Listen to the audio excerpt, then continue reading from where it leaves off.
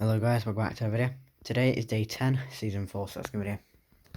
Starting off down here, we have the Disco Defender car trailer and the Harley quad popped up.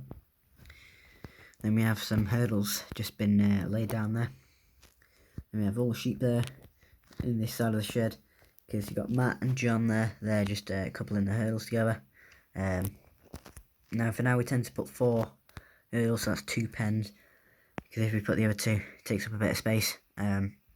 So we'll have to either put some more in there, but we don't want to make it tight for them, so we might just put 3 and then 3 less using there. But if we need to, we can always put straw in the cattle trailer and have that as a sort of pen for if we have a 4th ewe, because within 2 days, if the lamb and the ewe are healthy enough, we'll take them outside, so we should be fine with just the 3, but we won't keep it at the feeder barrier because it gives them less feed, because they'll need it. So I'll put it at the back, and then I'll keep the other 2 just in case. Then we have the muck grab, JCB mini digger, oil tank, sheep trailer which is now empty, ready for the sheep, gator, ducks, chickens, and the other chickens over there. New Holland 7740, 46600, Marston size trailer, yard scraper and buck rake.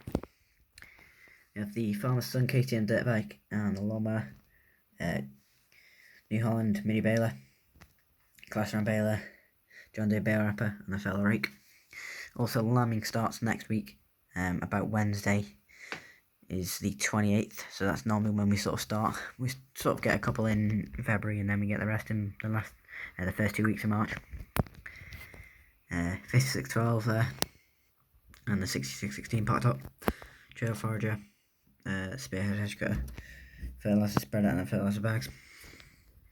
And we have Matt's Land Rover there. He will be getting a new one soon. I won't say what. He's planning on sometime this year, probably before summer. He'd like to get it, but I'm not going to say what.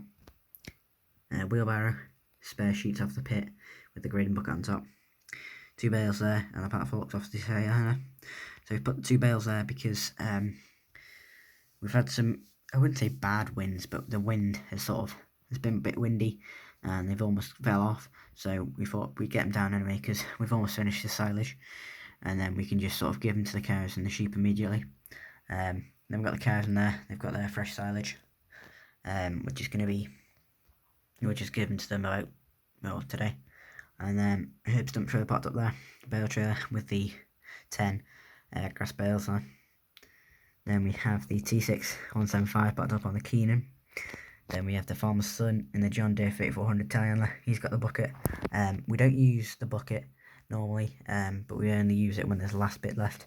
Whereas with the grab, it's easier to grab a bunch of it. When there's a lot of it in the pit, you sort of just, the teeth sort of, or spikes, whatever you want to call them, go through and they grab the silage. But when it's like that, you sort of just get a bucket in there, it'll be easier. So we're just going to put 2 bucket loads in there, which should basically finish it off. We'll probably split it in half though.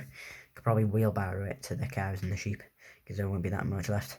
But that corner there will be gone, I reckon. So yeah, it's just loading that up there. Box spreader, Alpha Williams flatbed trailer, roller, double bay lifter, flowing, all popped up there.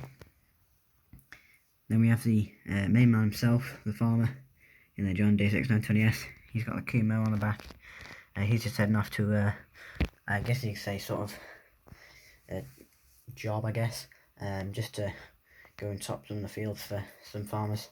They've got some nettles and whatever they want to get rid of, because a lot of farmers are either turning out their cows and their sheep at the minute, because a lot of people either start in January, February or even December for lambs and calving. But also sometimes it can be April, but they want to get the nettles down now before they let them out. But a lot of farmers tend to do it, well, around here they tend to do it in March, February, April time. There's like 2 or 3 around this area that do January, but we like to do it March where it starts to warm up, but you get a couple in February. But yeah, so he's just heading off there.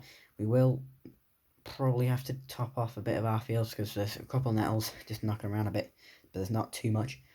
But yeah, so he's just heading off there, and we are hopefully going to get a new mirror. Nothing wrong with this, just want to try a different brand, which we probably will buy and sell that one, because we've gone through 2 of these.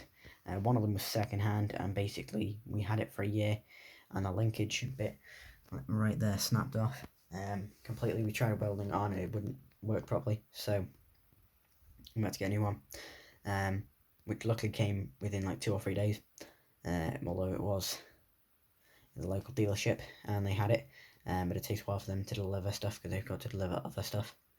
But yeah, so he's just heading off there, and a bit of money. Then the fields are empty. They're starting to grow a bit now, which is nice for the cows and the ewes. We don't think we'll bring the sheep feeders back, the ones that you put behind the quad, because one of them has got thrashed at the other farm because of the storms. Sort of things fell on it and the sides are falling on it, and they're sort of, I guess you could say, netting or whatever you want to call it, has fallen off it, or mesh. And then the other one, the mesh has fallen off that as well. They were sort of I don't know, homemade or whatever. They weren't proper. They weren't proper brand one. They were sort of made, and they weren't bad for the first year. But yeah, so unless we take the mesh out on one side and then have straw there, which might be easier. But yeah, so we might even bring a ring feeder, because we've got a couple at the other farm. I think we've got 2 that are ours. One for the cows, one for the sheep, I guess. If we have bales left, which I reckon the cows will definitely be out first within the first week, because they'll probably start next week as well. We'll probably have 1 or 2. So I reckon we'll have a bale then. I reckon by next week those 2 bales will be gone. They'll have those 2 bales in there, no doubt. But yeah, so I reckon that we get the 2 ring feeders over, because the sheep feeders are thrashed, so they've been damaged, so there's not much I can do there. And then the bushes are there, ready for the sheep. They like to just sort of go around them and just have a bit of sort of, brings a bit more than just an empty field with sheep in. So yeah, so the next Mod Farm video will be on the Wednesday, which is when the lambing calving starts, and then there will be one on the Friday, and maybe a lucky one on the Sunday. I might do one, I don't know, but it depends if I'm busy or not. So yeah, so a couple stuff going on. Obviously the next one will be a bit busier because we'll have lambs. I mean, I reckon we'll have 1 and 1 calf by then, but hopefully we'll have all the cows will calve and all the ewes will lamb. You never know. So if you enjoyed this video, guys, don't forget to like, comment and subscribe, and bye.